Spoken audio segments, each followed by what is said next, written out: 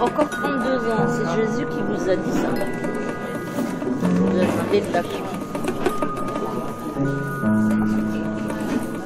Je sens que c'est pas une illusion. Je sais qu'il me donnera l'énergie, la force pour tant de ans. Alors, est-ce que vous savez le saint patron du jour? Quelqu'un sait? Saint Cyril d'Alexandrie. C'est dommage, vous auriez pu gagner. Aujourd'hui, c'est la Saint Cyril, évêque d'Alexandrie, saint pour les orthodoxes et les catholiques, père et docteur de l'Église catholique. D'autres saints originaires d'Alexandrie nous sont connus, tels Athanase, Clément, Catherine et bien d'autres. Déjà avant le christianisme, le phare d'Alexandrie guidait les navires des anciens. Avant de se retrouver enfouis sous la Méditerranée. Grâce à sa fameuse bibliothèque, Alexandrie fut jusqu'à 642, pour les férus de l'histoire, le gardien de la culture de son époque. Force est de constater que depuis la conquête arabe, un mur est tombé. Les papyrus de sa bibliothèque, selon des historiens du XIe siècle, ont servi à chauffer les hammams. Mais voici, 1400 ans après, d'Alexandrie nous vient un vieux monsieur, moins vieux, il est vrai, que le phare, le fameux phare, mais pas moins lumineux. Depuis plus de 50 ans, sa lumière ne cesse de briller. Le père Boulard est prêtre jésuite depuis 1963.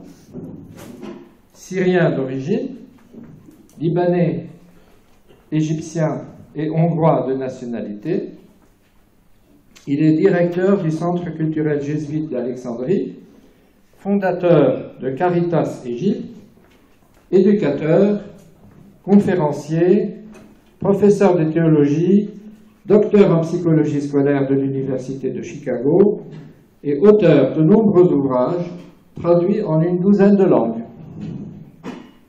Malgré sa décoration du titre de commandeur de l'Ordre national du mérite et de commandeur de l'Ordre des palmes académiques, la nationalité française lui a été refusée. Cela vous choque-t-il? Oui, moi aussi. C'est annoncé à qui veut bien l'entendre. Du haut de ses 88 ans, le père Boulard envisage avec confiance la poursuite de sa mission pendant encore 34 ans. 32. 32 ans parce qu'il avait dit 34 ans la dernière fois. Vous posez-vous la question de ce qui peut bien le pousser à naviguer vers les côtes occidentales au lieu de se la couler douce dans sa douce Alexandrie? C'est la 4e fois en 6 ans que le père Boulard nous fait l'honneur de venir à notre rencontre. Lui, dans l'histoire de sa propre famille, sait plus que beaucoup ce que peut être la souffrance des chrétiens d'Orient face au milieu hostile où ils évoluent. Mais les chrétiens d'Orient, eux, n'ont jamais perdu l'espérance d'une issue ultime, du combat spirituel qu'ils ont à livrer. Aussi sont-ils affligés du spectacle offert par leurs frères d'Occident, qui gémissent mais n'agissent pas. En effet, les ennemis du Christ ont réussi à leur faire admettre que les méchants, c'était eux.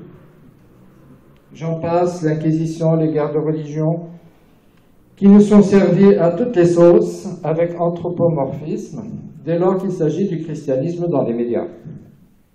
Non, je parle de l'Église critiquée et fustigée par la quasi-totalité des élites médiatico-politiques actuelles, dès lors qu'elle prétend défendre le caractère sacré de la sexualité, ou la vie et la dignité de l'être humain, de la conception jusqu'à la mort naturelle, encore plus quand elle prétend défendre le droit de l'enfant à avoir un père et une mère.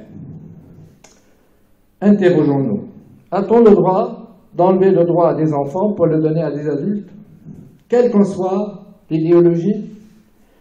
PMA, GPA, mariage pour tous. Malheureusement, y compris dans l'Église, certains ont fini par croire que les méchants, c'était bien eux. Certains ont même pactisé avec ces progrès sociétaux. De moins en moins, il est vrai. D'un autre côté, je n'ai pas encore entendu beaucoup de personnalités politico-médiatiques à la mode s'interroger sur l'impact de ces mêmes lois sociétales sur l'intégration des musulmans en Occident. L'intégration des migrants dans les sociétés occidentales devrait être une priorité pour l'État et pour l'Église. Très peu dénoncent ouvertement les enseignements de l'islam quand ils vont à l'encontre des droits de la femme ou de l'homme en général. Encore moins acceptent de regarder en face l'impact négatif qu'ont ces nouvelles lois sociétales sur l'acceptation des musulmans, par les musulmans, des droits de l'homme en général. Toute la civilisation occidentale est confondue avec ces lois. Et ils les rejettent en bloc. Ils rejettent en bloc toutes ces valeurs, prétextant ces lois, justement. Interrogeons-nous. Y a-t-il une autre façon d'intégrer les migrants, sinon que de leur parler de leur dignité d'enfants de Dieu, et de leur faire découvrir l'amour dont ils sont aimés? La conversion des musulmans aux valeurs chrétiennes devrait être une priorité pour l'Occident. Et c'est exactement le contraire qui est fait. Tout est fait pour dégoûter de ces valeurs, non seulement les musulmans, mais tous les autres aussi. Un grand merci donc, Père Boulad, qui connaît bien ces sujets et qui nous renouvelle sa visite afin de réveiller en nous des découragés d'Occident, le désir du combat spirituel, du haut de ses 88 ans, en mission pour encore 32 ans. Merci.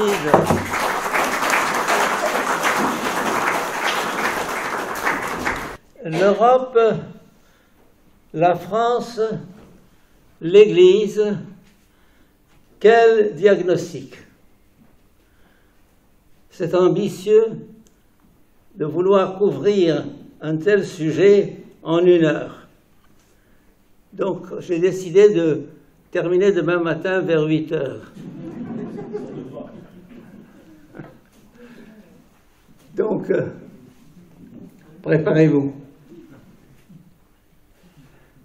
Je commençais par une histoire, car j'aime beaucoup les histoires. J'étais un jour chez des parents à moi, des Boulades, du côté de Waterloo, en Belgique.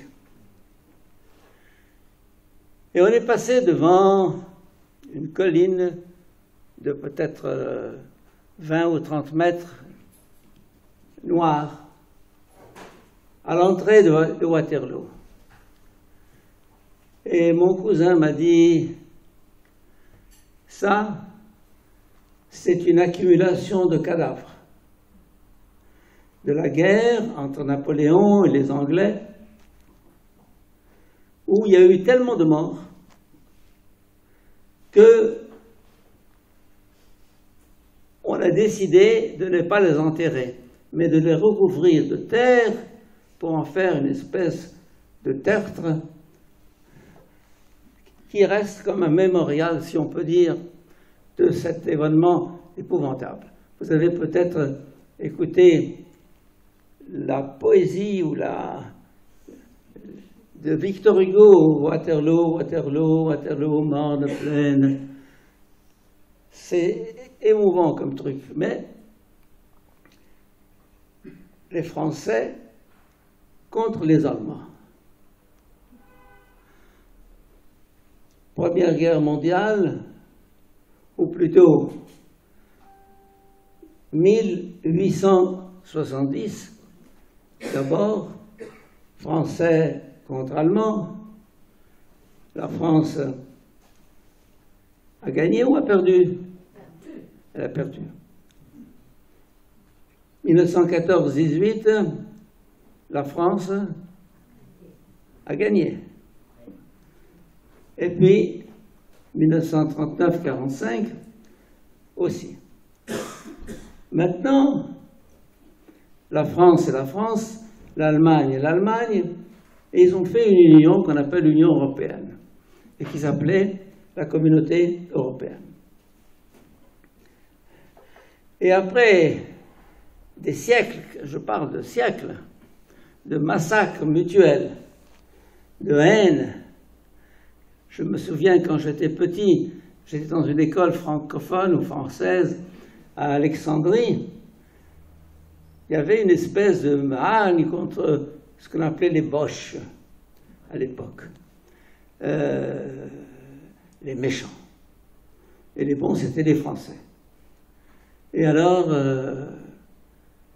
il y avait encore cette animosité très profonde. Bon, les temps ont passé, et ces territoires qu'on s'est disputés pendant des siècles, 20 siècles de massacres et de guerres dans ce continent qu'on appelle l'Europe, mais qui n'était pas l'Europe, qui était une mosaïque d'États, de royaumes, de comtés, de duchés, que sais-je. Après 20 siècles, on s'est dit, peut-être qu'on pourrait vivre ensemble. Peut-être qu'on pourrait partager ce territoire.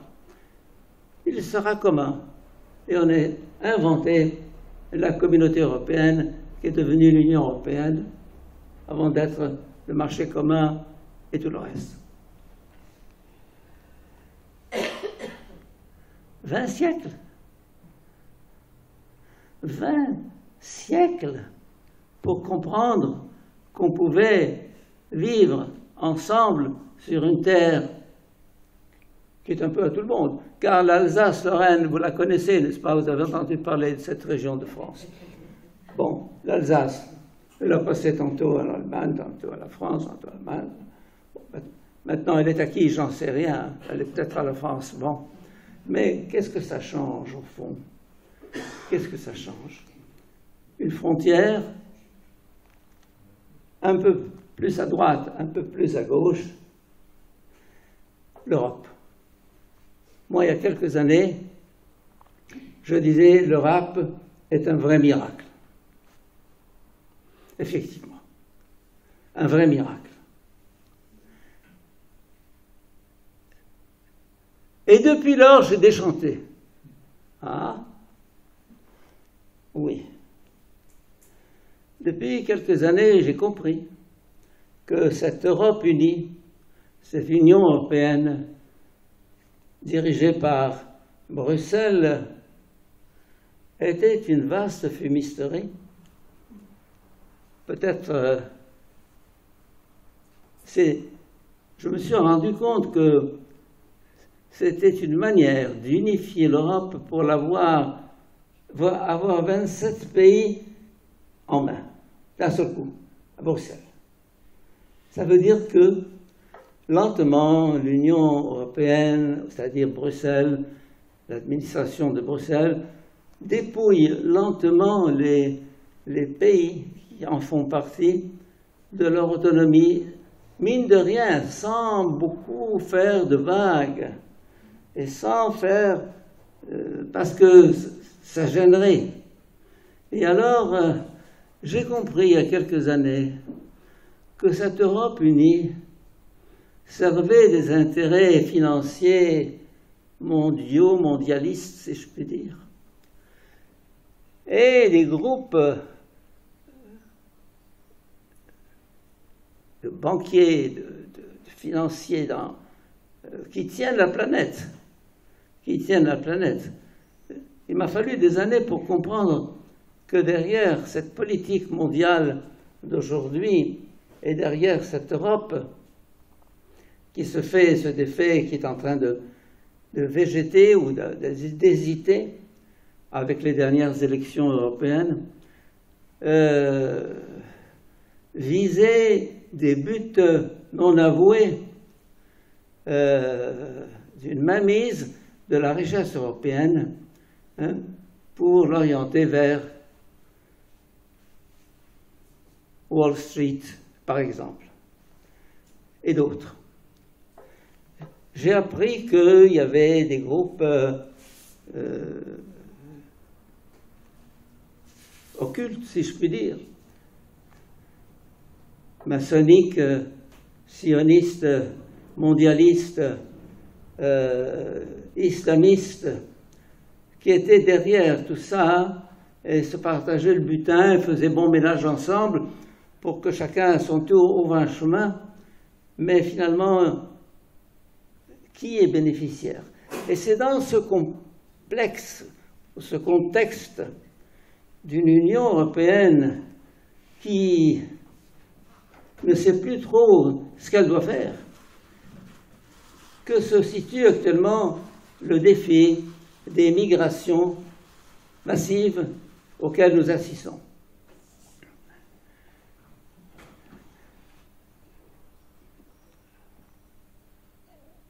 Moi, dès le début, je sentais venir la chose.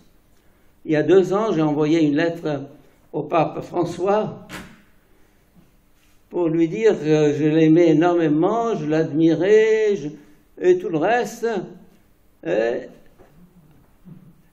mais que je me permettais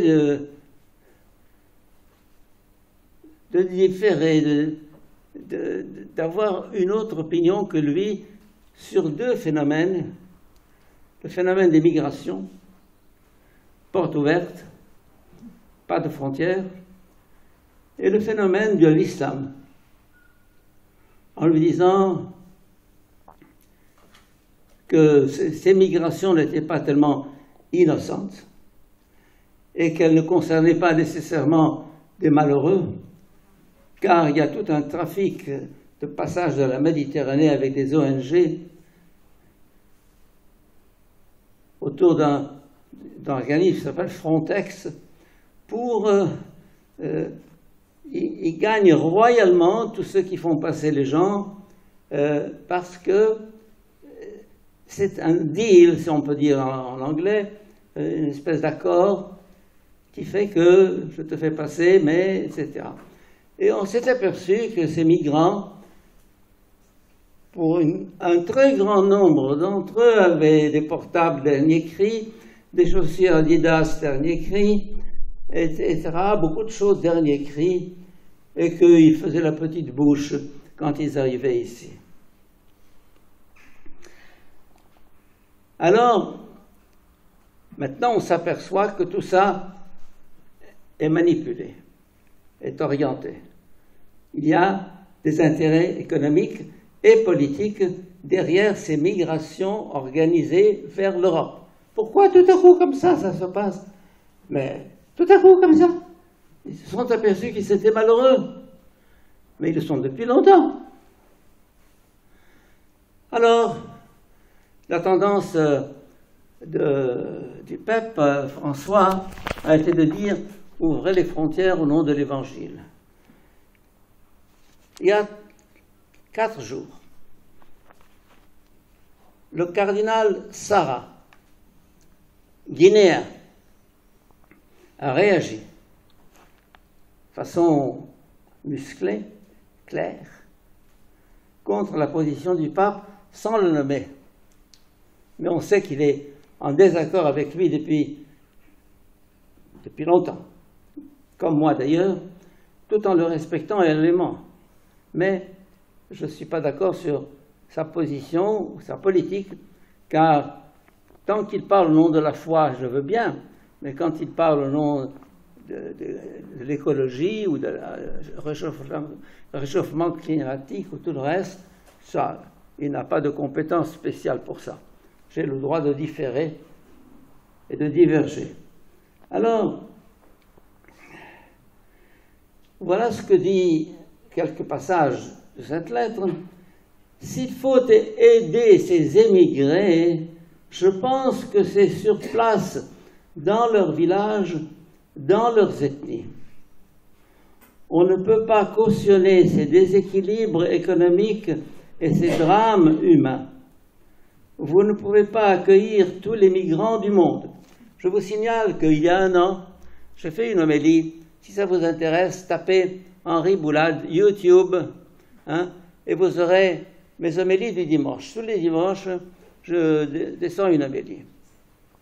Et il y a quelques mois, j'avais descendu l'homélie, les limites au devoir d'hospitalité. Et jamais, je commence par cette histoire. Une famille rassemblée pour le repas du soir, et on frappe à la porte. Oui, écoutez, je suis sans logement, sans nourriture, vous pourrez m'accueillir? Oui, bien sûr, entrez donc. Alors, on lui sert à dîner, il dit, je pourrais passer la nuit? Bien sûr, les enfants, vous irez dormir au salon, vous allez laisser votre chambre à monsieur. Monsieur s'installe, le lendemain matin, il prend son petit déjeuner, on lui dit alors quelles sont vos intentions? Il dit je pourrais passer une deuxième journée, on lui dit bah, pas de problème, pas de problème. Il passe la deuxième journée, le troisième jour, après le petit déjeuner, on lui dit alors qu'est-ce que vous comptez faire? Il dit vous savez, j'ai de la famille et des enfants qui crèvent de faim, je ne pourrais pas les amener ici. Alors on lui dit non, écoutez, nous regrettons, on a fait ce qu'on a pu, mais on ne peut pas. Et alors j'ai dit qu'il y a des priorités dans la vie. Je suis d'abord responsable de ma famille. Et ce n'est pas en accueillant sans discernement n'importe qui, même s'il est malheureux, que ni je vais résoudre son problème, ni j'arriverai à continuer. Il y a donc des solutions à plus ou moins long terme qu'il faut étudier. Quand j'étais président de toutes les Caritas, la Caritas c'est votre secours catholique. J'étais président de toutes les Caritas du monde arabe. Et j'ai fait des tournées dans toutes les villes du monde arabe avec des conférences justement sur le problème des migrations. J'ai dit que les pays développés, entre autres l'Europe, ont des obligations par rapport à tous ces pays qui sont malheureux et misérables. Mais, non pas en les aidant, mais en les développant, en faisant qu'ils puissent devenir autonomes, responsables d'eux-mêmes et se prendre en charge. Pour moi, c'est ça. Le premier monde, si on peut l'appeler ainsi, a des obligations par rapport à tous ces pays sous-développés qu'on a maintenus souvent dans un état de sous-développement par une politique, comment dire, sale, si je puis dire. Le colonialisme a eu d'immenses avantages, il ne faut pas les nier, mais c'est une exploitation. Quand on pense, j'étais la semaine dernière en Belgique, j'ai appris que Léopold, le roi Léopold, possédait comme fortune personnelle tout le Zaïre.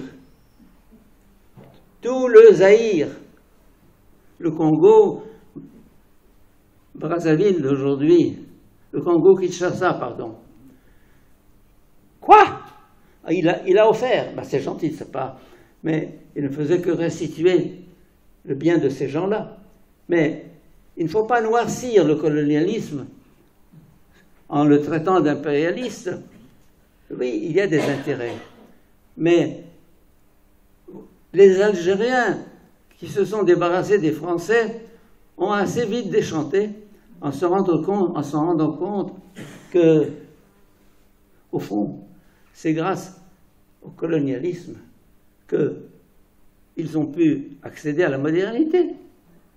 Alors, il faut être objectif dans tout ça pour ne pas se culpabiliser, car un des problèmes de l'Europe aujourd'hui et de l'Occident, c'est la culpabilisation, le mea culpa continuel. de l'Europe et de l'Église. Je viendrai à l'Église tout à l'heure. Oh, pardon,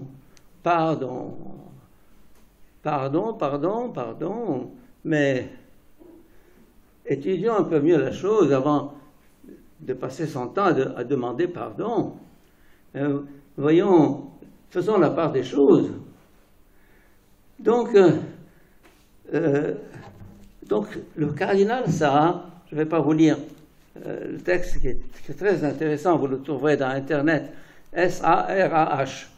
Sarah, tapez son discours d'il y a quelques jours, qui est très très bien, hein, qui montre un homme lucide et intelligent et libre. On pense à lui comme prochain pape. Et j'espère qu'il le sera, parce qu'il a tout ce qu'il faut pour ça.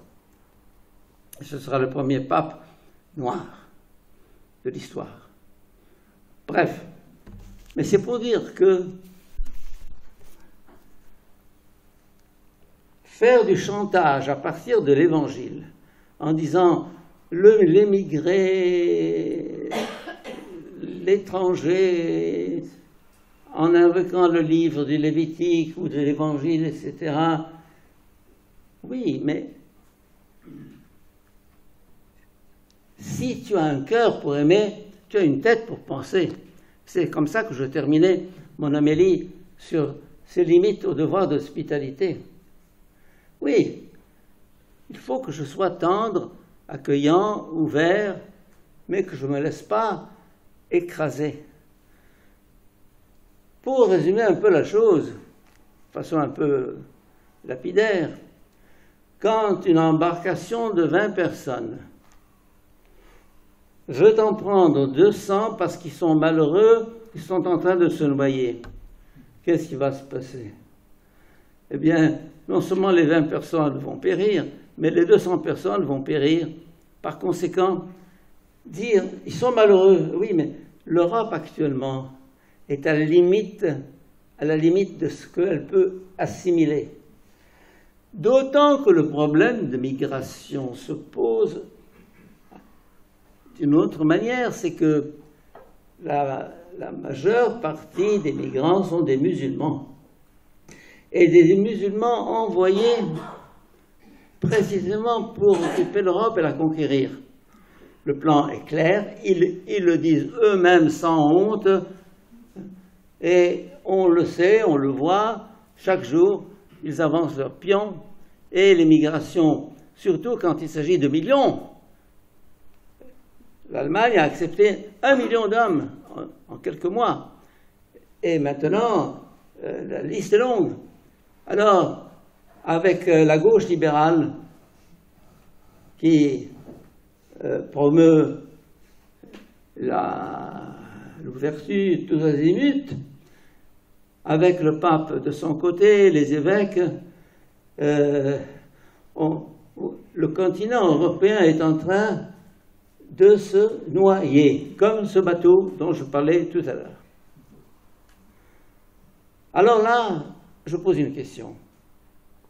A-t-elle le droit? A-t-elle le droit de s'aborder, de faire harakiri? L'Europe a-t-elle le droit de le faire? Je dis non. Car ce que tu as, Europe, c'est un héritage qui a 20 siècles et plus, 25 au moins, de civilisation, de culture, de réflexion, de philosophie, de pensée, de sagesse, que tu n'as pas le droit de sacrifier parce que tu n'es que le gestionnaire de ce capital humain, spirituel et culturel que tu as fait fructifier magnifiquement. Il faut bien le reconnaître. Mais tu n'as pas le droit de le dilapider comme ça. Et cette génération d'aujourd'hui n'a pas le droit de céder à la génération suivante une Europe sans identité. Le gros problème d'aujourd'hui, qu'on parle de l'Europe, qu'on parle de la France, car, en fait, Europe, France et Église, les problèmes se rejoignent. C'est un peu les mêmes problèmes. Bon, l'identité.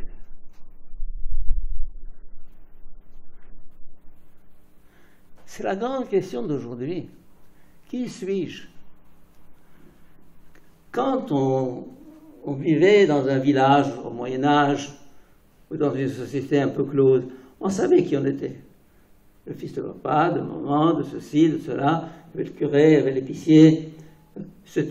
L'identité était quelque chose qu'on recevait à la naissance et qu'on gardait tout au long de sa vie et qu'on transmettait à ses enfants. Maintenant, cette identité n'existe plus. La mondialisation, la globalisation, appelez ça comme vous voudrez, fait que il y a ce que le dernier livre de Guy Hobeau est un auteur que je vous conseille vivement, pour une mondialisation métisse, pour une mondialisation métisse, c'est-à-dire, il y a un livre extraordinaire d'un homme, un philosophe que j'aime énormément, qui s'appelle Michel Serres, qui s'appelle Le tiers instruit. Le tiers instruit, où il parle de l'homme comme une espèce de polichinelle, et qui fait du striptease, si on peut dire, sur scène. Alors, il enlève le premier manteau, le deuxième manteau, etc. On découvre chaque fois une identité nouvelle, un visage nouveau. Jusqu'à un moment, il arrive, il est tout nu. Mais son corps est tout bariolé et on entre dans une nouvelle complexité. Un sujet que je vous propose à votre réflexion, puisqu'il y a un groupe qui s'est créé il y a 2 ans, lors de mon passage ici, groupe de réflexion. Nous avons absolument besoin, toutes les semaines, de nous retrouver pour 2 heures pour réfléchir aux grands enjeux de notre époque.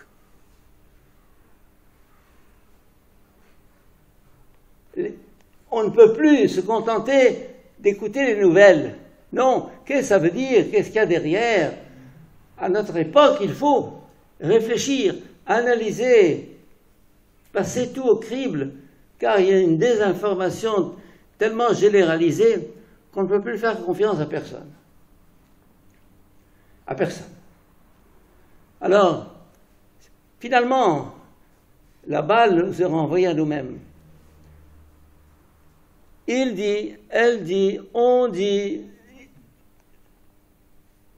TV5 dit, Valeurs Actuelles dit, ceci dit, Eric Zemmour dit, etc. Et toi, qu'est-ce que tu dis? Oh, moi, j'en sais rien. Je comprends qu'ils disent je n'en sais rien. C'est la tentation de dire je n'en sais rien. Mais tu as le devoir de savoir. Même si tu ne sais pas tout, et tu ne sauras jamais tout. Le devoir d'être informé, le devoir de voir clair, le devoir de chercher la vérité. Je suis venu rendre témoignage à la vérité. Quiconque est de la vérité entend ma voix. Avant de mourir devant Ponce Pilate, je suis né, je suis venu dans le monde pour rendre témoignage à la vérité. Et c'est cette vérité que je n'ai pas le droit de trahir. Et là se présente un conflit que je vous mets sur la table, mais autorité et conscience personnelle. Autorité et conscience personnelle. Si j'ai parlé au pape, je lui ai dit, en conscience, je me sens l'obligation de vous dire mes réticences, mes réserves et mes critiques. Et je lui ai dit, je suis jésuite comme vous, je vous aime, vous êtes un frère, je vous respecte, mais je suis votre aîné, donc laissez-moi vous parler. Alors, je ne vais pas dire comme ça les choses, mais enfin, c'est pour dire le devoir de vérité. Et dans ce qu'on appelle aujourd'hui le dialogue des religions, ou le dialogue islamo-chrétien, ce qui manque terriblement, c'est le souci de la vérité. Ce que je reproche très fortement à l'Église catholique, du haut au bas de l'échelle, en Occident, pas en Orient, c'est les compromissions. On fait plaisir à l'autre, on lui caresse le dos. Par complaisance, on fait toutes sortes de déclarations qui sont contraires à nos convictions. Mais il faut bien avancer dans le dialogue. Il faut bien avancer dans ce qu'on appelle le vivre ensemble. Alors, au nom du vivre ensemble et du dialogue, on trahit ce que nous sommes.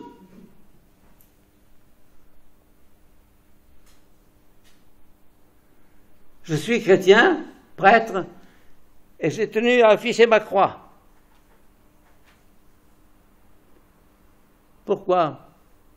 D'ailleurs, à Lyon, dans quelques jours, j'aurai une conférence, l'Église entre visibilité et enfouissement. Un exemple.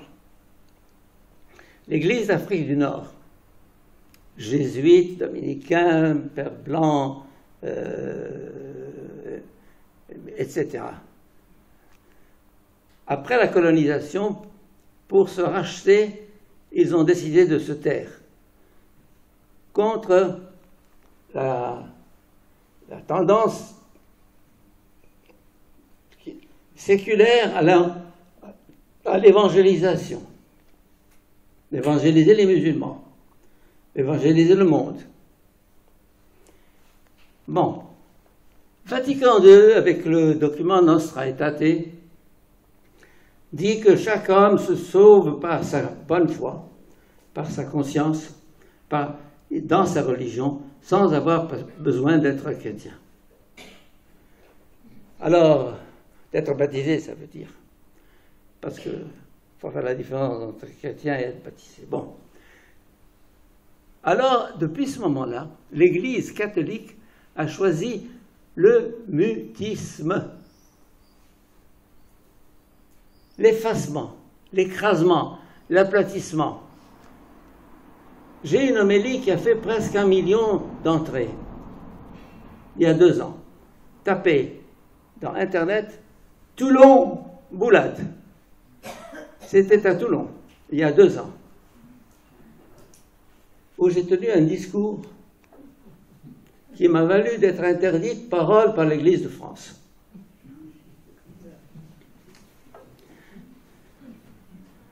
Parce que j'ai dénoncé la lâcheté de l'Église de France, et spécialement de l'épiscopat.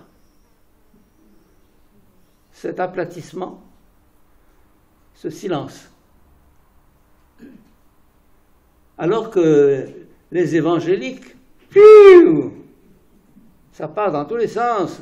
Ils n'ont pas peur, ils parlent, ils se font mettre en prison, aucune importance. C'est comme ça, on est chrétien, on n'est pas chrétien. Alors pour eux, le message les brûle. Les brûle. Et les catholiques, Monseigneur, qu'est-ce qu'il faut faire? Mon petit, il faut faire ça. Allez, j'obéis.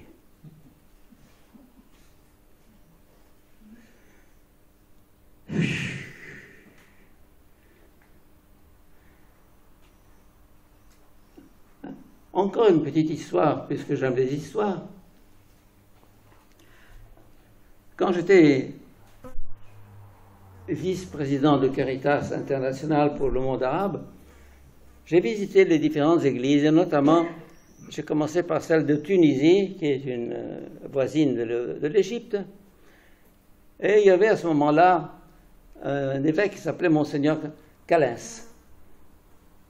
Monseigneur Calens, qui, comme le reste de l'Église, avait décidé de ne pas annoncer Jésus-Christ, cultiver son jardin parce qu'il n'avait rien d'autre à faire toute la journée. Et cultiver quoi? Son jardin. Il avait 16 écoles catholiques en Tunisie. Il les a confiées au gouvernement pour les gérer de manière musulmane. Et lui s'y consacrait à son jardin. Priorité. Bon, moi, chrétien d'Orient, je sais ce que c'est que l'islam et je sais ce que c'est que tout ça. Je parle en connaissance de cause. Alors, quelques années plus tard, Rome nomme comme successeur à Monseigneur Calens, Monseigneur Fouad Toual jordanien, évêque jordanien. Il arrive aussitôt, soutane noire, ceinture rouge, croix en or, etc. Et il rencontre le président, les ministres, les uns, les autres, et aussitôt, il récupère ces 16 écoles pour en faire des écoles catholiques. Et il fait appel à des religieuses égyptiennes pour les tenir. Et je lui ai envoyé un certain nombre de pistes. Deux perspectives. Annonce ou silence. Visibilité ou enfouissement. Alors, il est de bon ton en Europe, en France, de ne pas s'affirmer. Moi, je ne m'affirme pas. Par respect pour l'autre. Ma croix te gêne? Si elle te gêne, ben je m'en fous. Ma parole te gêne? Tourne le bouton. Depuis 40 ans que je parle ainsi, on me dit souvent, Père Boulad, vous allez vous faire assassiner. J'ai dit, c'est pas de problème. Mais quand ils m'assassineront, ça signifie que ce que je disais était bien vrai. C'est ce qu'on appelle un martyr, qui confirme sa parole par son témoignage. Pas une seule menace depuis 40 ans. Je vis en Égypte, au milieu de musulmans. D'ailleurs, les 90% de ceux que j'aide sont des musulmans. À Caritas, dans nos écoles, près de 70, 80, 90% sont musulmans. Les musulmans sont les premiers bénéficiaires de notre aide, sans aucune discrimination. Mais je me sens une mission de transmettre cette foi. Cette foi que j'ai reçue, cette foi qui fait ma vie, cette foi qui donne un sens à ma vie. J'ai non seulement le droit, mais le devoir de la proclamer. Et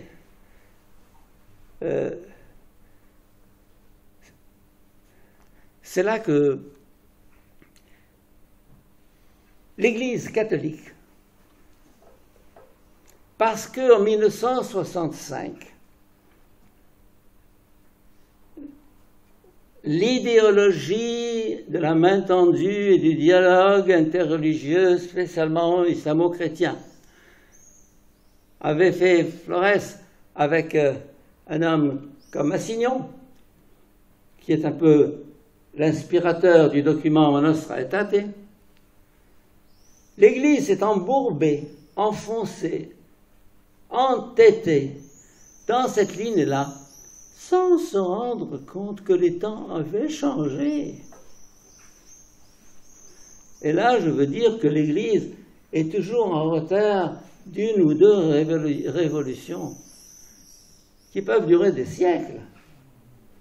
La preuve, Martin Luther. Pour comprendre l'époque dans laquelle nous sommes, j'ai pris l'histoire de l'Église de Daniel Rops, l'histoire de la réforme, de la Renaissance et de la Réforme. Un livre qui m'a passionné. Je suis à la moitié maintenant. C'est 500 pages. Quelle horreur! Quelle horreur! Quelle catastrophe! Et ça m'oblige à prendre du recul par rapport à la situation dans laquelle nous sommes aujourd'hui, parce que la pourriture dans laquelle se trouve l'Église catholique aujourd'hui, et peut-être protestante, je n'ai pas fait d'analyse de ce côté-là, mais en tout cas, c'est horrible, horrible. La première chose à faire, c'est de se convertir, ni au protestantisme, ni au bouddhisme, ni à tous les ismes, se convertir à la vérité de Christ qui nous habite. Conversion. Après la Deuxième Guerre mondiale est né un mouvement d'inspiration protestante qui s'appelle le réarmement moral. Un type comme Adenauer était un peu à l'origine de ça. L'Europe n'a pas besoin de se réarmer militairement, moral. Nous y croyons ou nous n'y croyons pas? Je brûle intérieurement,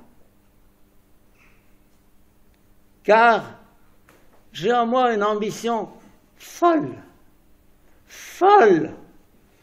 Si je vous disais quels sont mes 8 objectifs actuellement pour les 32 ans qui me restent à vivre, ben vous n'en croyez pas vos oreilles.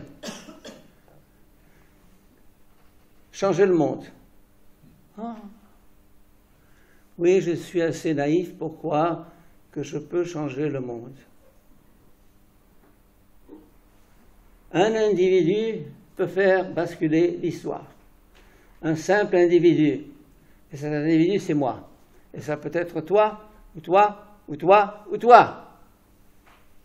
Y croire. On ne croit plus à rien aujourd'hui. À rien. Ni à la patrie, ni à la nation, ni à l'Europe, ni à l'Église, ni à Dieu, ni au diable. On ne croit plus à rien.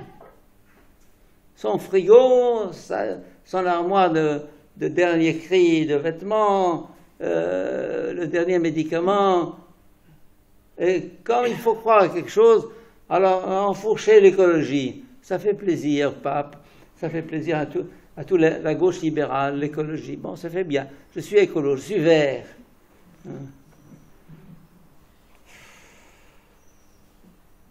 Quel idéal avons-nous au fond de nous? Moi, je crois à Jésus-Christ comme le type accompli de l'homme, l'être humain, appelé à être Dieu, appelé à être Dieu, à la suite du Christ qui a vécu ça comme une vocation existentielle, si je puis dire. Et alors si je rêve de changer le monde, c'est que je me sens possédé par l'Esprit de Dieu. Je sais que je ne suis rien, mais c'est parce que je ne suis rien que j'ai ces rêves fous. Donc le premier volet, changer le monde. Deuxièmement, changer l'Europe. Troisièmement, changer l'Égypte. Quatrièmement, changer l'islam. Cinquièmement, changer l'Église. Sixièmement, changer Caritas, dont je m'occupe, qui est en crise, et que je veux absolument sauver, parce qu'on fait un bien fou. Septièmement,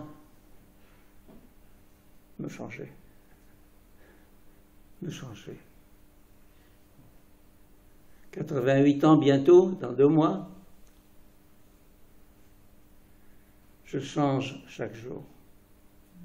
J'apprends chaque jour. Chaque jour.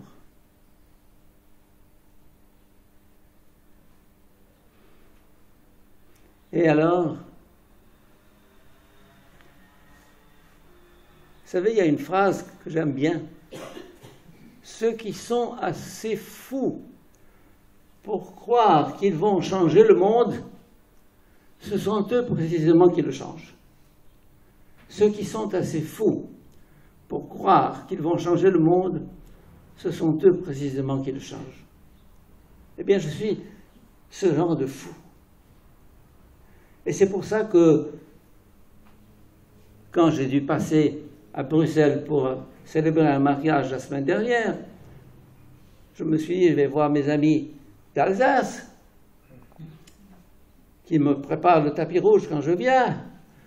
Et pourquoi pas, puis ensuite je vais à Lyon, puis je vais à Paris, et j'ai obtenu TV5, pas TV5, TV Liberté, TVL, grâce à Jean, et d'autres radios, etc. Je parle. Je parle comme Jésus a parlé pendant 3 ans, comme saint Paul a parlé pendant tout son ministère. Le devoir de parole. On a peur. Suffit la peur. Suffit la peur. Ayez un idéal. Vous allez me dire, mais qu'est-ce que je suis? C'est parce que tu n'es rien que Dieu te saisira par les cheveux et te conduira.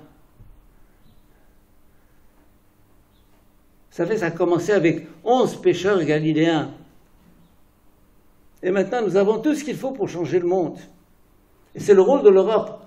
Quand je parle de l'Europe ou de la France, je dis qu'elle a tous les atouts pour agir sur cette politique mondiale qui est pourrie, sur l'argent, qui corrompt tout, sur l'orientation du monde. Le monde ira comme ça, ou comme ça, ou comme ça, ou comme ça, selon mon choix. Chacun de mes choix est un tournant de l'Église universelle. Chacun de mes choix est un tournant de l'histoire universelle. Et je sais que si Dieu m'a donné ce don de la parole, car je suis un bavard, un pénitent, c'est parce qu'il avait besoin d'une bouche. Il avait besoin d'une bouche et je lui ai dit, vas-y. Alors, j'en viens maintenant à la troisième partie. Donc, l'Europe, la France, j'en ai parlé. La troisième partie, c'était quoi? L'Église. Ah, l'Église, oui.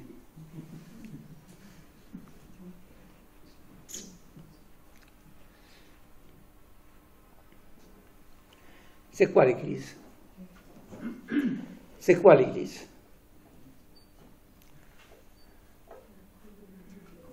L'Église catholique, c'est quoi? Le grand malentendu, c'est qu'on confond l'Église institution avec l'Église mystique, avec l'Église réalité mystique. On appelait ça autrefois l'Église visible ou invisible. Et c'est ce qui faisait dire à un homme qu'on ne peut pas soupçonner d'hérésie, Saint Augustin. Beaucoup de ceux qui sont dans l'Église n'y sont pas, et beaucoup de ceux qui n'y sont pas y sont.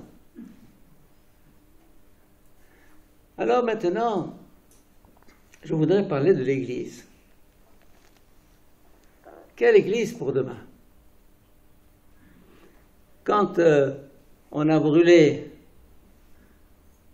je dis bien on a brûlé parce que c'est intentionnel, c'est clair comme le jour, les tours de Notre-Dame,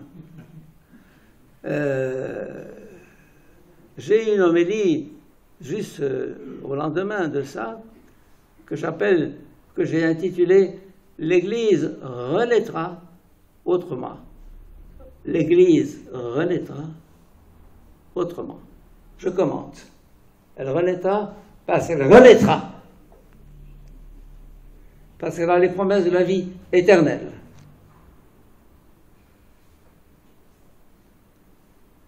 Les portes de l'enfer ne l'emporteront point contre elle. Les puissances du mal ne prévaudront point contre elle.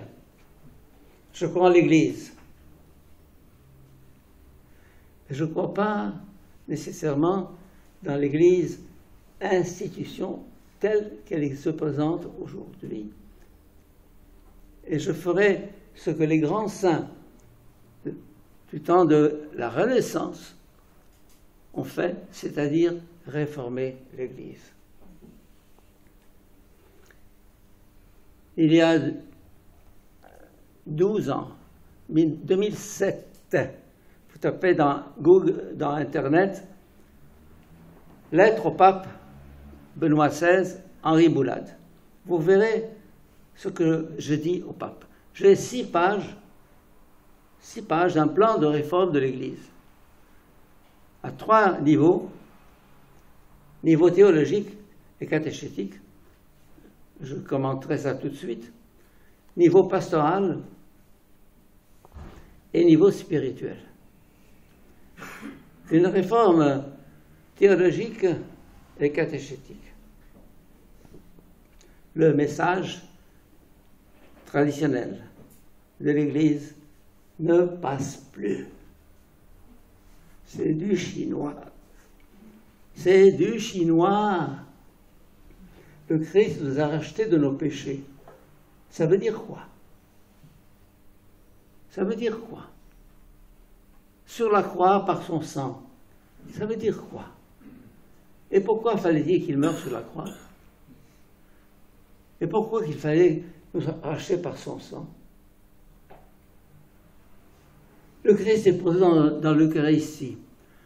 Mon homélie de cette semaine, vous la trouverez dans YouTube.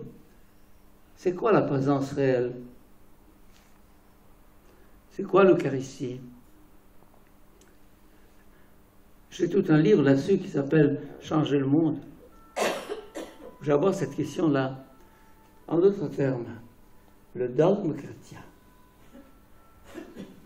a été formulé dans un langage d'une autre époque. Le langage de l'Église est resté tributaire du passé, d'une époque, d'un certain Moyen-Âge, d'une certaine chrétienté. Cette chrétienté est morte, il faut le savoir. La chrétienté, pour reprendre le titre d'un livre d'Emmanuel Mounier, Feu la chrétienté. La chrétienté, c'est cette société structurée par l'Église, où l'Église est omnipuissante, omnipotente, etc. Et moi, je résume ce passage d'une Église à l'autre par 2 images que je ne les ai pas apportées avec moi. Première image, le village. Le clocher qui domine et les petites maisons autour du clocher qui sont l'expression du troupeau fidèle avec le curé qui ne connaissait pas Oisien, où tout le monde va à la messe. Bon, ça c'est une certaine image qu'on appelle la chrétienté. Et puis là, une deuxième image, Manhattan, en New York, St. Patrick's Cathedral, écrasé au fond de gratte-ciel qui l'entoure de partout. 2 visions de l'Église. De l'Église mater et magistra, qui domine, qui est régente, qui est respectée, et puis l'autre, une Église au cœur de la cité. Il faut lire la cité séculière de Harvey Cox, c'est en anglais originellement. The Secular City, la cité séculière. Le monde d'aujourd'hui a un autre rapport religieux qu'autrefois. Et c'est ce nouveau rapport religieux que nous devons chercher.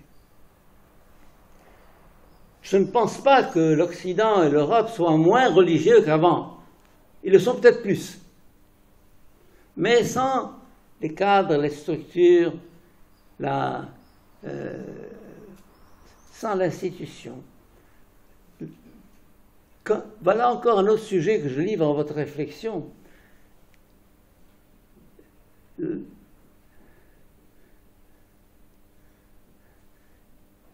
La modernité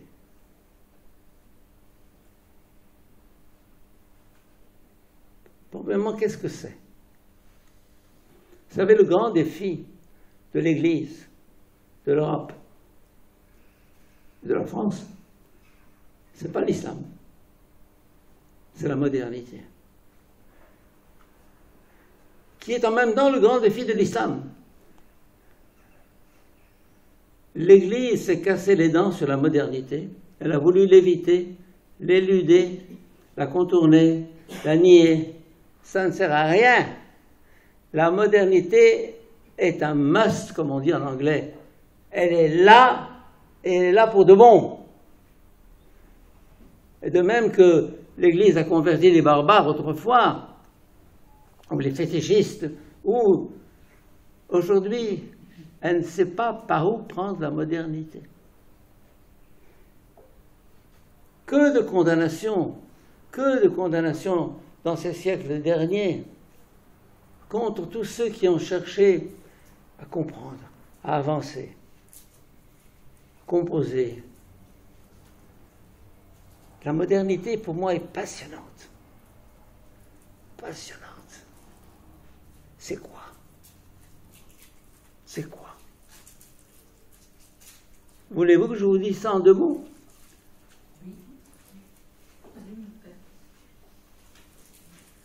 La modernité, c'est le règne de l'homme contre le règne de Dieu. Voilà.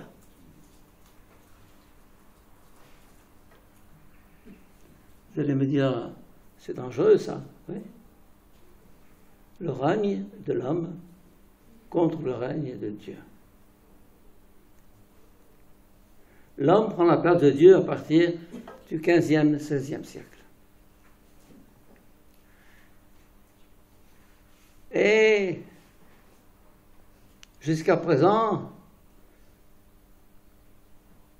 le conflit ou bien l'affrontement n'est pas réglé du tout. Et l'Église pense que pour sauver l'Église, il faut reprendre la messe en latin et les cloches, je ne sais pas quoi, et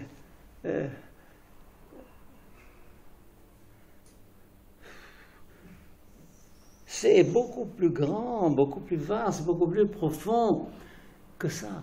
C'est quoi la modernité? Comment christianiser la modernité?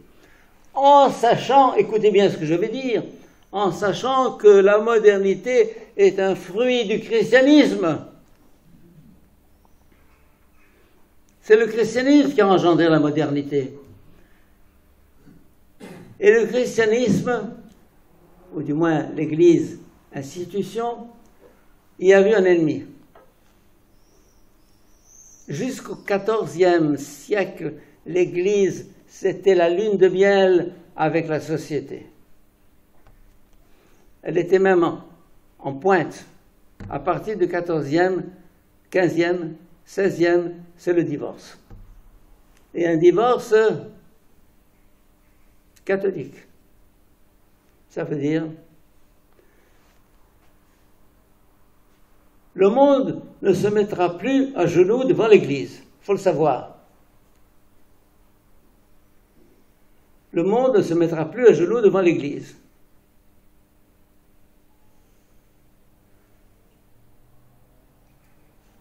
Le monde est passé du stade de l'enfance au stade adulte. L'homme d'aujourd'hui est un homme adulte, un homme mûr, un homme.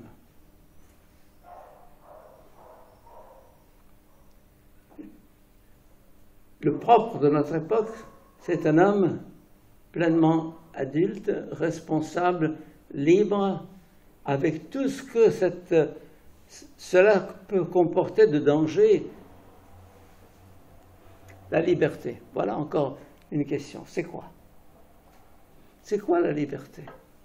Oh, j'ai un livre là-dessus, L'Antidestin, qui est traduit en anglais, Escape from Freedom, et dans d'autres langues, la liberté. Mai 68, interdit d'interdire. C'est quoi? Je veux être libre. Tu as bien raison. Car le Christ est venu pour nous libérer justement. De quelle liberté? cette liberté. La révolution sexuelle. Ah, libre. Fais ce que tu veux.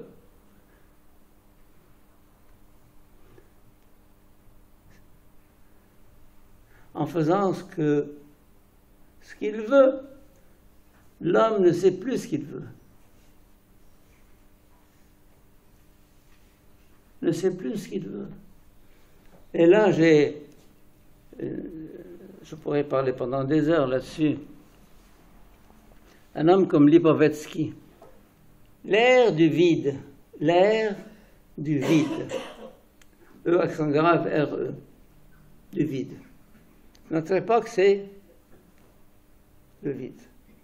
Il est de bon ton de ne croire à rien aujourd'hui. Mais si on veut croire à quelque chose, ce sera l'écologie. Mais si on veut croire à quelque chose, ce sera le bouddhisme. Ça fait bien. Je suis bouddhiste. Je fais du zen. Et qu'est-ce qu'il y a derrière ça? Un grand vide. L'ère du vide. Croire aujourd'hui à quelque chose est un acte révolutionnaire. Et moi, je suis un homme qui croit. Vous avez dit, tu crois en Jésus-Christ? J'aime pas ça. Comme si Jésus-Christ était une étiquette que je veux absolument coller ou imposer. Je crois en Jésus-Christ, l'homme parfait. Car si quelqu'un a ouvert l'ère de la post-modernité, c'est Nietzsche. Nietzsche est le grand athée, le père de l'athéisme, qui a parlé du surhomme. Mais le surhomme, le Christ est le premier à avoir parlé du surhomme. Moi, je suis appelé à une surhumanité. Et le discours, je vous tiens à cette certitude que si j'y suis appelé, j'y arriverai. Pas comme une quête, pas comme une conquête, mais comme une quête. Il me sera donné ce qu'on appelle la grâce. Le christianisme a tout l'avenir devant lui, à condition qu'il se reprenne de fond en comble. Quand je disais dans mon homélie, l'Église revivra autrement. Autrement, ça veut dire que l'Église de demain sera tellement différente de l'Église d'aujourd'hui qu'on ne la reconnaîtra pas.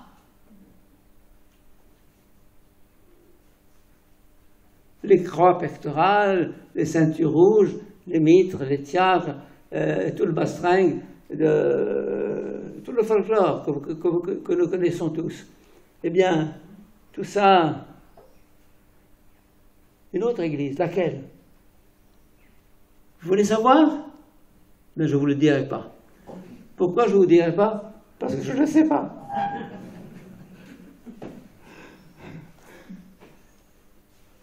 Personne ne sait ce qui va naître sur les ruines de ce XXe siècle.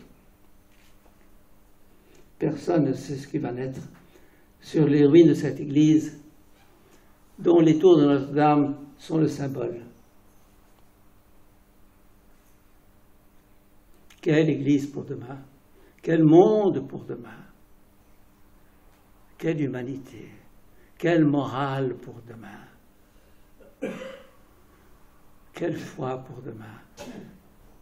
Tout ça, c'est un appel à réfléchir, à creuser, à approfondir et à se mettre ensemble pour ça. Ce groupe devrait être multiplié par 50. Faites des groupes autour de vous, chaque samedi soir, dans un salon, un de vos salons.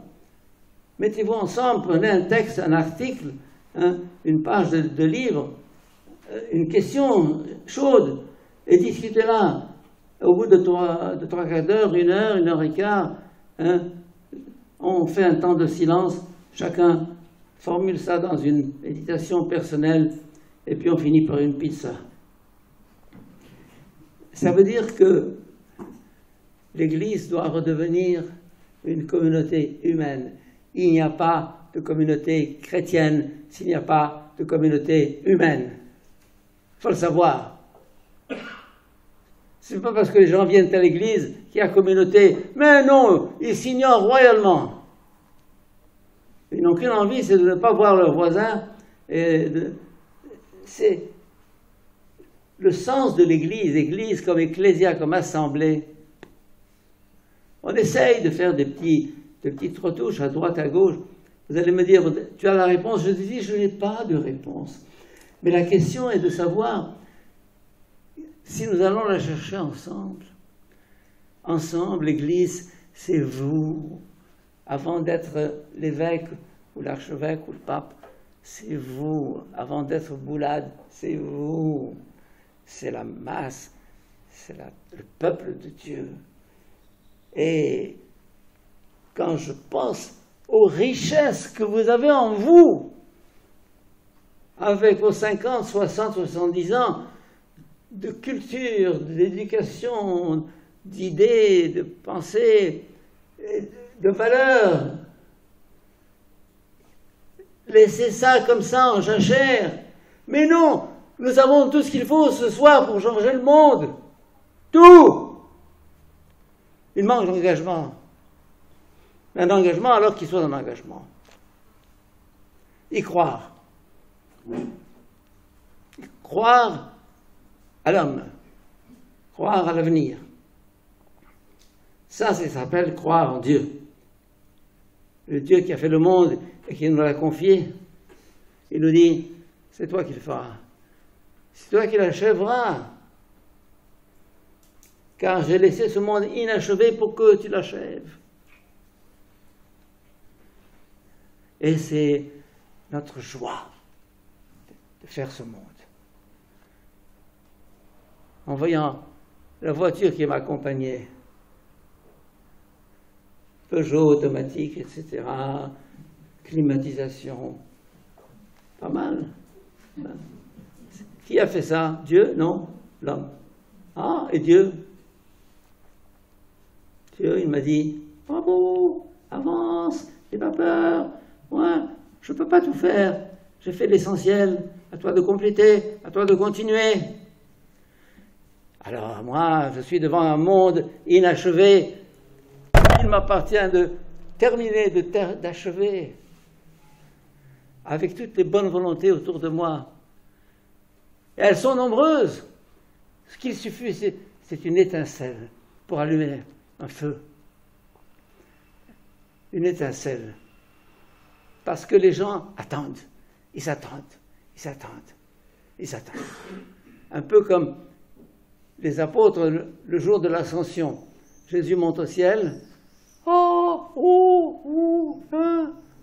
Et alors, il leur envoie 2 anges qui leur tapent sur l'épaule. Qu'est-ce que vous avez à regarder le ciel? Allez, c'est devant. C'est devant. Ce monde peut être une pure merveille. Il peut être un paradis, comme il peut être un enfer, selon que j'irai à droite ou à gauche, je dirai oui ou non. Merci.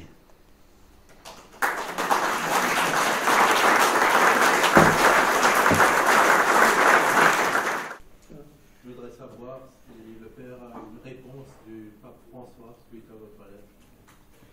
Le pape François n'a pas répondu à ma lettre. Et je savais qu'il n'y répondrait pas. Je sais qu'il a lu parce que je la lui ai fait remettre en main propre par le cardinal Schönborn, l'archevêque de Vienne, qui est un ami à moi. Et je l'ai rencontré au Caire. Je lui ai dit, pourriez-vous remettre cette lettre au pape? Il m'a dit sans problème. Et je sais qu'il a lu remise. Elle était en français. L'année suivante, je l'ai rédigée en espagnol, et je la lui ai envoyé par un évêque égyptien, l'évêque d'Assiout, qui m'a affirmé l'avoir remis en main propre. Donc il a reçu 2 versions, française et espagnole. Il n'a pas répondu. Il ne répondra pas. Il n'est pas d'accord avec moi, je le sais. Et beaucoup de mes confrères jésuites ne sont pas d'accord avec moi, ça ne me gêne pas. Et de mes amis dominicains, même chose. Et des prêtres et des évêques de France qui ne veulent pas m'écouter, ne veulent pas m'entendre, ne veulent pas m'accueillir chez eux, c'est fini. Je suis persona non grata, mais je ne pense pas dire des choses épouvantables, mais simplement ce que je veux, c'est susciter un élan, un départ, une initiative. Le monde est à prendre, le monde est à prendre. Comme disait Jésus, le royaume de Dieu souffre violence, et les violences en part. Ce n'est pas la violence au sens commun, mais la violence du royaume. Et ne mesurez pas votre énergie ou vos forces, ou votre santé au degré ou à votre âge, par exemple. On a l'âge de son cœur, on a l'âge de son ambition, on a l'âge de son idéal. On n'a pas l'âge du calendrier. Donc, il ne m'a pas répondu, non. Oui. Autre question? Il y a Commentaire? toutes sortes de questions, certainement, qui sont en train de mûrir. Laisse-leur un peu de temps. Moi, Oui. je suis un peu une novice. Comment? Moi, j'aimerais savoir qui a écrit le Coran, d'où il vient, parce que j'arrive pas à savoir la vérité dans ma tête. Parce que hier soir, avant-hier soir, il y avait 3 films sur l'islam. Et ça m'a beaucoup perturbée. Et j'ai dit, c'est pas possible qu'ils font ça, qu'on dirait que c'est Dieu qui doit faire le mal par l'intermédiaire d'eux. Le problème, c'est que les recherches exégétiques et scientifiques modernes, toutes récentes, ont fait une révolution dans la connaissance de l'islam. Jusqu'à il y a 50 ans, même il y a 30 ans, on pensait que Mohammed avait reçu le Coran et que c'est lui le fondateur de l'islam. Eh bien, les recherches actuelles, je vous citerai une liste de noms. Je cite un seul titre qui est facile d'accès. Odon Lafontaine, qui a pour, surnom Olaf, O-A-L-F, le secret du Coran, ou bien quoi? De l'islam. Le secret du Coran. Secret de l'islam. Le secret de l'islam. Le secret de l'islam. Vous l'avez sur Internet. Il est remarquable. Il reprend, parce que le livre originel, c'est celui du père Édouard-Marie Gallet, qui est 2 tomes, Le Messie et son prophète, qui est difficile d'accès. Mais Olaf, le secret de l'islam, est limpide. Alors, ce ne serait pas Mohammed qui aurait fondé l'islam, ce serait l'islam qui aurait fondé Mohammed. 2 siècles après, les califes, le pouvoir politique musulman, avaient besoin d'une caution divine pour assurer son autorité. Alors, on aurait cuisiné ce texte, écarté toute autre version, et c'est devenu... Alors on a cherché un homme pour cautionner ça, on a trouvé Mohammed, chef caravanier, guerrier, etc. Et c'est ainsi que l'islam serait né 2 siècles après Mohammed, si on peut dire. Mais j'ai toutes sortes d'auteurs que je peux vous citer, mais ça ne sert à rien maintenant. Mais prenez Olaf dans La Fontaine, dans Internet, et vous voyez un peu cette analyse qui est très objective.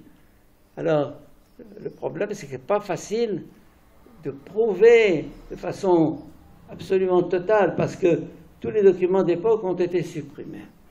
Alors, donc, maintenant, votre question, c'était quoi déjà? Depuis combien de siècles que le Coran existe? Le Coran existe depuis au moins 14 siècles. Peut-être un peu moins, si la théorie que je viens de formuler est exacte, il serait né postérieurement à Mohammed, donc au lieu de 7e siècle, il serait né au 9e. Et j'ai beaucoup de vidéos dans Internet sur l'islam, et où j'explique un peu les deux courants de l'islam et les tendances qu'il a prises de façon très claire, où vous pourrez peut-être vous initier à l'islam. Ce n'est pas facile, mais il ne faut pas vouloir devenir spécialiste. Tout ce que nous voulons, c'est une vision. Je peux vous résumer la chose de façon suivante. Dans le Coran, il y a 2 séries de versets. Les versets révélés à Mohammed à la Mecque,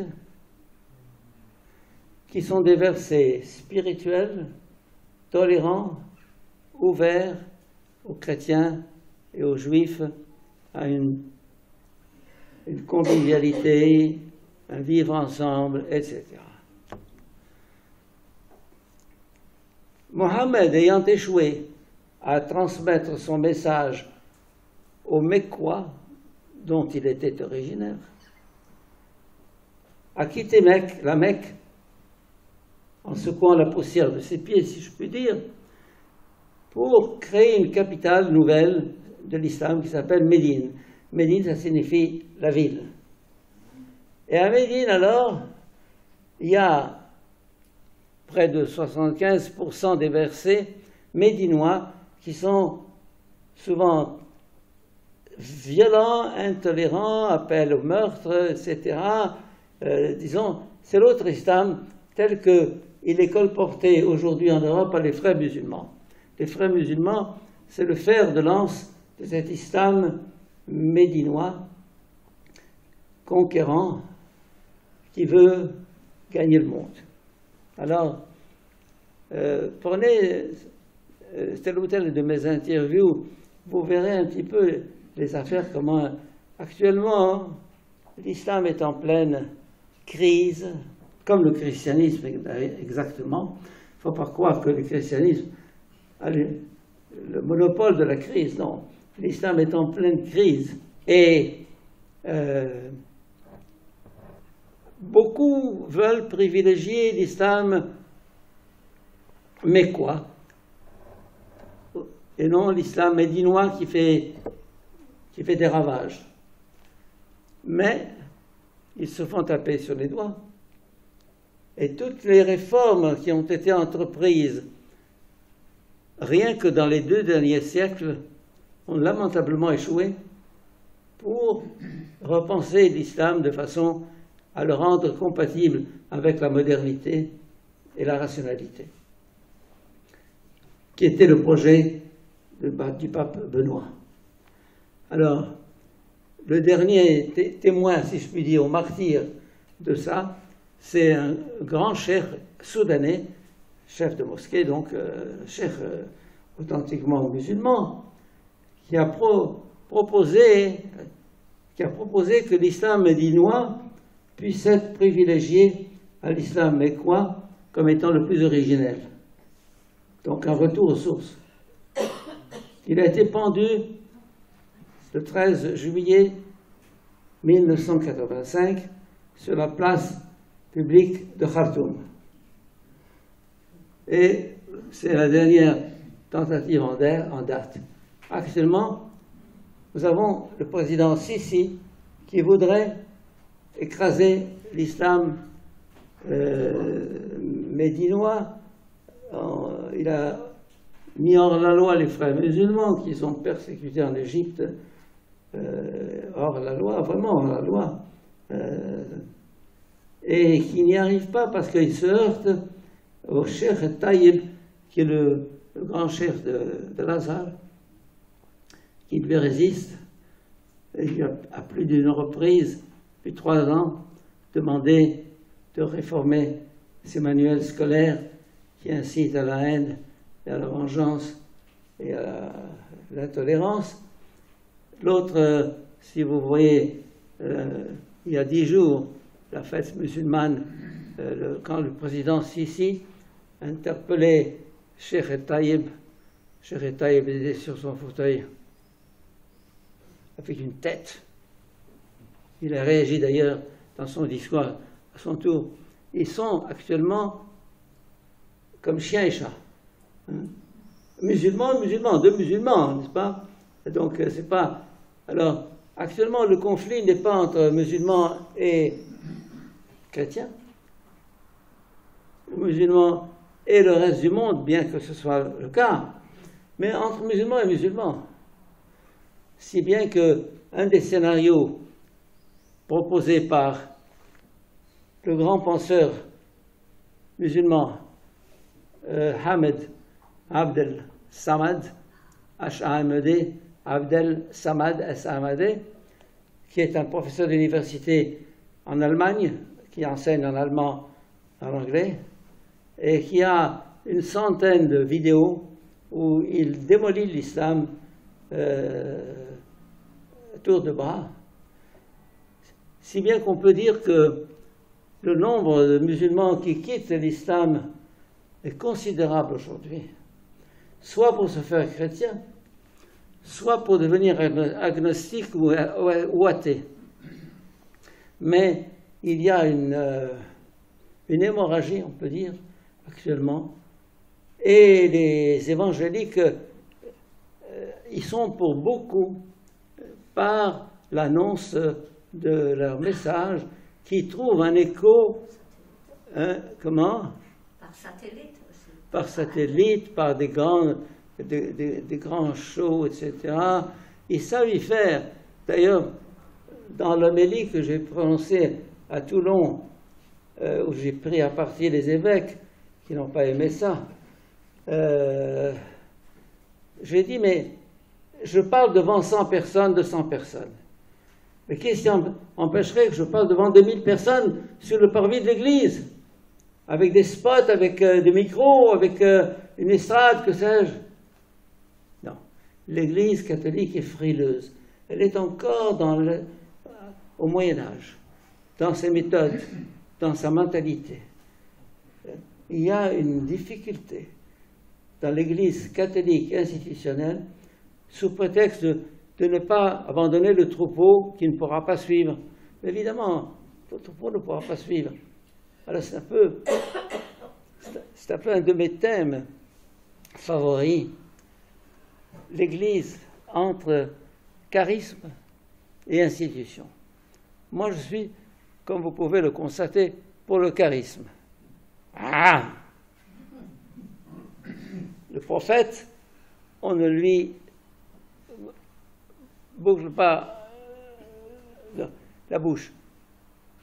Et l'institution, elle doit veiller à la stabilité, à la sécurité, à la tranquillité, à la pérennité, à la succession.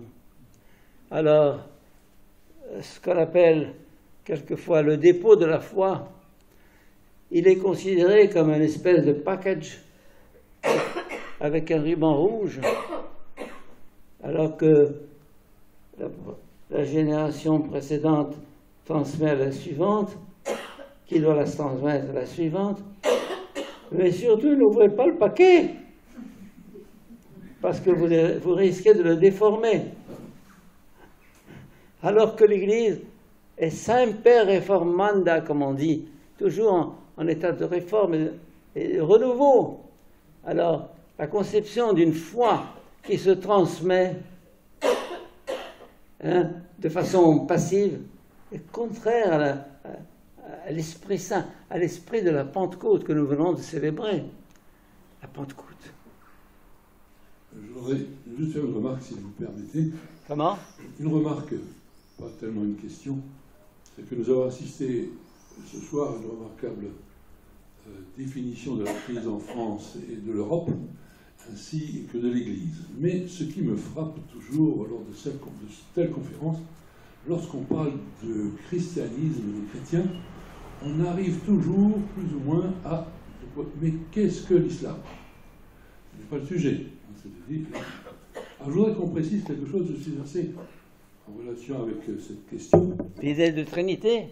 Non, non, attendez, j'y reviens. Oui.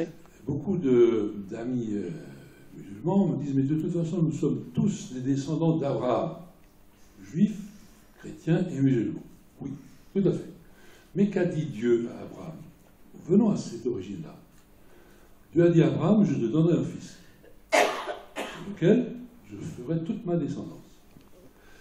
Et à l'époque, Abraham et Sarah, sa femme, avaient 90 ans. Mais bon, ça paraît un peu difficile. Et ce qui était à l'époque de rigueur, c'est que Sarah disait, mais va avec Agar la servante. Elle est beaucoup plus jeune. Elle va pouvoir te donner le fils que Dieu t'a annoncé. Ok. Et de là est né Ismaël. De l'égyptienne Agar. Et 13 ans après est né Isaac. Dieu a dit, il n'a pas dit que tu t'es trompé ou tu as fait une faute. Non, non. Il a dit du premier, lui n'héritera pas, avec le fils de la promesse qui était Isaac. Et il lui a surtout conseillé, chasse-le dans le désert, je ferai de lui un grand peuple. Et le monde arabe. Aujourd'hui, c'est un immense peuple. Mais c'est sur Isaac que je fonderai ma descendance et mon église. Ma descendance et mon église. Voilà. Précision, parce que bon, on cherche toujours des rapprochements, mais Dieu a séparé. Dieu a dit stop. L'un et l'autre. Question? Non, non, non. Question? Enfin, une remarque. Notre société, depuis 500 ans, comme vous l'avez bien fait remarquer, est basée sur le capitalisme. Or, cette ère du vide, où tout est basé sur le matérialisme, est en train de s'effondrer. Un de vos confrères jésuites a fait une interview, j'ai vu, elle a fait 600 000 vues. Ce prêtre, était trader à New York. Et il dit qu'il y a une apocalypse financière qui est en train de se préciser, et tous les spécialistes de l'économie le disent. Donc je pense que nous allons complètement changer par rapport, à mon avis, à ce qui va arriver. Parce que les spécialistes allemands, anglais, bon, je parle plusieurs langues, tout le monde le dit. Parce qu'on n'a jamais connu une dette pareille de toute l'histoire de l'économie. Ils ont dit quoi? Tout le monde dit quoi? On n'a jamais connu... Tout le monde dit quoi? Ben, ces spécialistes disent tous, bon, ils utilisent des termes différents en parlant de apocalypse financière, tsunami financier, et votre confrère jésuite l'explique aussi. Et moi je pense, à partir de ce moment-là, comme il y a 50 millions de musulmans en Europe, et dont 30 millions vivent des aides sociales, parce que c'est très caractéristique à l'Europe, lorsqu'il n'y aura plus d'aide sociale, je ne sais pas ce que ça va donner, mais je pense qu'on va connaître une explosion sociale, une guerre civile. Bon. Un commentaire peut-être en premier. Je commence par répondre brièvement aux deux interventions. La première, il y a dans le livre de la Genèse, au chapitre 22, si j'ai bonne mémoire, et un autre chapitre, 13 ou 14, une promesse adressée à Sarah pour son fils Ismaël. Je ferai de toi une grande nation. Tout le monde sera contre elle et elle sera contre tout le monde. C'est pas mal ça, hein? C'est ce qu'on voit. Tout le monde sera contre elle, elle sera contre tout le monde. Agar, je me trompe. Agar. Et ils vivront dans le désert. Ils seront des tireurs à l'arc, etc. Cette question, y a-t-il une promesse par rapport à l'islam? Personnellement, je sais pas, mais je crois qu'il y a une promesse. Parce que c'est quand même dans le texte, il y a une double promesse à Israël et à Ismaël. Alors, comment comprendre ça? Ça, je n'ai pas de réponse. Il faudrait y réfléchir. Mais pour reprendre votre idée, c'est quoi déjà? C'était un commentaire, c'était pas une question. Non. Pour pour l'économie. J'expliquais qu'on est en Occident dans une telle dette que... Ah oui, en fait, l'islam européen est à la veille d'un conflit avec l'Europe. On appelle ça une guerre civile.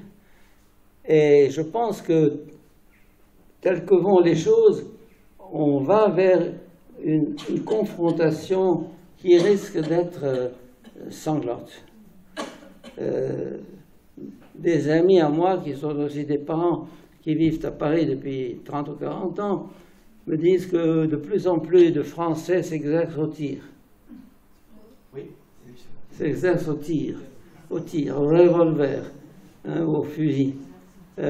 Parce qu'ils sentent que l'État ne va pas les protéger et qu'ils ont le devoir de se protéger eux-mêmes. Et il y a actuellement des gens qui s'exercent au judo, au karaté, au tir, pour l'éventualité d'une guerre civile qui semble s'annoncer, mais elle sera terrible, parce qu'une guerre civile, c'est incontrôlable. Alors, quand on voit le laxisme des dirigeants français par rapport à l'islam actuellement, et la déception profonde du peuple français par rapport à ses dirigeants, il y a une espèce de ras-le-bol et la température est en train de monter. Quant à prédire une guerre civile, personne ne le sait. Mais, en tout cas, si je suis hongrois, c'est parce que j'ai choisi d'être hongrois. Parce que je suis d'accord avec Orban, Viktor Orban, qui va me décorer le mois prochain une décoration un peu comme votre Légion d'honneur, je ne sais pas quoi, et qui m'invite donc à la recevoir de ses mains à Budapest. C'est-à-dire que la Hongrie et les pays de l'Est, y compris la Pologne, entre autres, Tchéquie et autres, sentent que ça ne va pas continuer comme ça. Alors l'Autriche, l'Italie de Salvini, etc., tous sont en train de faire bloc pour résister à cet envahissement que l'Europe d'Occident, oui, est en train de favoriser de façon inconsciente. Voilà. Encore une dernière question. Madame. Voilà, c'est la dernière. Le président du Sénat, Gérard Larcher, propose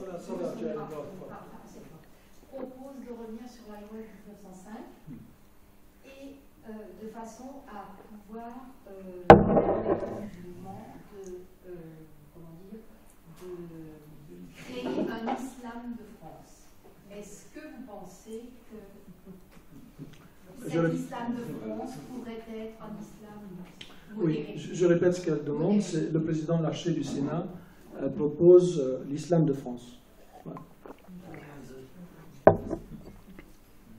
Un islam de France, ça veut dire un islam compatible avec la République, la démocratie, les droits de l'homme, etc. Il y a bien des musulmans en France, des intellectuels surtout, qui prônent cet islam et qui veulent le promouvoir. Mais le problème en islam, c'est que l'islam pur et dur, qui est représenté par les frères musulmans, est tellement pugnace qu'il les fait taire. Toute voie plus ou moins ouverte est recouverte par eux. Et vous avez actuellement l'UOIF et je ne sais plus quel autre organisme qui sont directement inspirés et financés par les frères musulmans. Vous savez que les frères musulmans, ils sont dans 80 pays, ils ont une fortune colossale, une puissance d'organisation financière incroyable. Ils sont très, très, très puissants. Très puissants. Et ce sont ils irréductibles. Irréductibles. On ne peut pas les raisonner. Pour eux, il n'y a pas. Mohamed Merah, il y a 15 ans, qui avait tué quelqu'un à Lyon, dans la banlieue lyonnaise. Je ne sais pas si c'est lui ou quelqu'un d'autre. Bref. C'est bien lui. À Toulouse. Hein? À Toulouse. À Toulouse, peut-être. En tout cas, la police l'arrête. Tu es français ou algérien? Réponse. Je suis ni français, ni algérien. Je suis musulman. L'islam, c'est l'identité, la nationalité. La France, ça n'existe pas. L'Allemagne n'existe pas. L'Égypte n'existe pas. La Turquie n'existe pas. Il y a l'islam, la Ummah, c'est-à-dire la nation musulmane mondiale. Et alors, il y a incompatibilité. J'ai fait plusieurs conférences là-dessus. L'islam peut-il se réformer sans se dénaturer? L'islam peut-il se réformer sans se dénaturer? Toutes les tentatives ont échoué. Par conséquent, comme il ne va pas se réformer, nous allons vers une confrontation qui risque d'être une conflagration. Et un des scénarios prévus par Ahmed Abdel Samad, dont je vous parlais tout à l'heure, qui est professeur à Munich, un dissident de l'islam, il prévoit l'implosion de l'islam à l'image de l'Empire soviétique. C'est-à-dire que l'islam s'effondrerait, s'écroulerait sur lui-même comme l'Empire soviétique. Parce qu'actuellement, la plus grande opposition à l'islam vient des musulmans.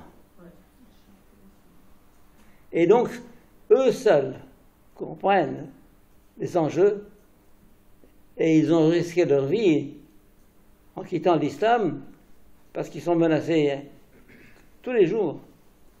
Par exemple, Ahmed Abdel Samad, dont je vous parle, il a 7 bodyguards, 7 gorilles, nuit et jour autour de lui en Allemagne. 7 pour le protéger, parce que toute personne dissidente est menacée de mort. Et les parents doivent tuer leur fils ou leur fille si jamais elles se convertissent. C'est une obligation. Alors, la menace, la peur fait que l'islam se tient encore. Mais aujourd'hui, il y a Internet. Et Internet, ça change bien les choses, tant pour l'islam que pour le christianisme, tant pour la gauche que pour la droite. Internet, merci Seigneur. Je ne sais pas si c'est lui qui l'a créé, mais en tout cas, il a bien travaillé de ce côté. Internet est une bénédiction. Et une malédiction en même temps, parce que ça peut être le meilleur et le pire. Mais d'être en lien continu avec le monde entier et de pouvoir s'exprimer sans aucun mandat pour avoir par un clic 3 000, 30 000, 300 000 personnes, c'est extraordinaire. Amen.